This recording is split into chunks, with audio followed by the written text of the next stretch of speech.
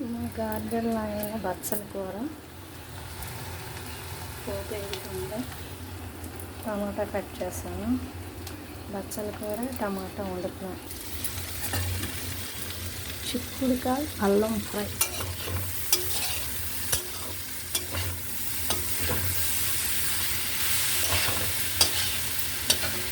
ఒక టైంగా ఆగకూర మా గార్డెన్లో చిక్కుడుకాయలు పచ్చిమిరపకాయలు గార్డెన్లోని చిక్కుడుకాయలు కొన్ని బచ్చల కూర టమాటా కూర రెడీగా పెట్టాను. అల్లం వేసిన చిక్కుడుకాయ కూర.